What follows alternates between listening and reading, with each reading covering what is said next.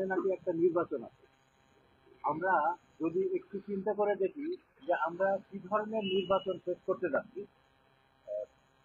একটা বিপ্লব হয়েছে, যে বিপ্লবে প্রায় 2000 মানুষ মারা গেছে, প্রায় 30,000 মানুষ আহত হয়েছে, প্রায় 900 আমাদের সন্তানরা চোখ হারিয়েছে।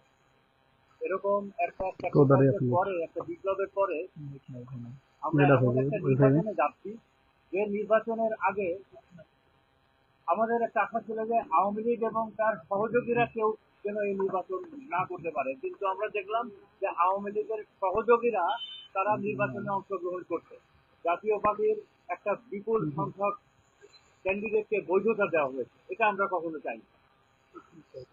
শরীফ ওসমান হাদি নামের মানুষটা হারিয়ে গেছে, তার বিচার, তার তদন্ত সবকিছুই হারিয়ে গেছে। এই বিষয়ে সমস্ত প্রশাসন এবং রাজনৈতিক দলগুলোও যেন চুপ করে আছে, as if এরকম কোনো ঘটনা ঘটেনি। আমরা দেখতে পাচ্ছি সকল দুর্নীতি চাঁদাবাজি যারা করতো, সেই আগের বন্দোবস্তের সিস্টেমেই মনে হয় আমরা ফেরত যাচ্ছি। সেই ঋণ খেলাপিরা, সেই দুর্নীতিবাজরা আবারও নমিনেশন পেয়েছে। এবং তার থেকে বড় কথা, যে নির্বাচন কমিশনের উপরে, যে নির্বাচন ব্যবস্থা সংস্কারের উপরে আমরা আস্থা রাখতে চেয়েছিলাম, তারা সেই সকল দুর্নীতিবাজদেরকে বৈধতা দিয়ে দিচ্ছে। এইরকম নির্বাচন তো আমরা চাই না। বর্তমানে আইন শৃঙ্খলা পরিস্থিতির কি অবস্থা? আমাদের স্বরাষ্ট্র উপদেষ্টা মহোদয়, উনি শরীফ ওসমান হাদির বিচারের কোনো ব্যবস্থা করতে পারলেন না, অপরাধীদের ধরতে পারলেন না।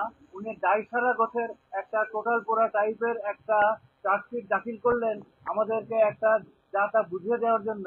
উনি আবার বলছেন যে হাজার হাজার অস্ত্র লুট হয়েছিল গত বিপ্লবের সময়, ওই অস্ত্রগুলো নাকি এই নির্বাচনের সময় 12 তারিখে ব্যবহার হবে না, সন্ত্রাসীরা নাকি ওই অস্ত্রগুলো ব্যবহার করবে না। এই গ্যারান্টিটা ওনাকে কে দিল?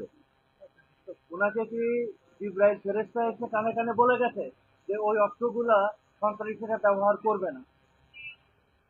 এবং সেই অস্ত্রগুলো উদ্ধারেরও কোনো তৎপরতা আমরা দেখছি না। মাঠে তো সকল প্রকার আইন শৃঙ্খলা বাহিনী এখন মোতায়েন আছে, সশস্ত্র বাহিনী আছে, আর্মি আছে, বিজিবি আছে, র্যাব আছে, পুলিশ আছে। ইলেকশনের সময় তো এরকমই থাকবে। এইরকম একটা পরিস্থিতিতে এইরকম একটা পরিস্থিতিতে আমরা কিভাবে নির্বাচনে যাব?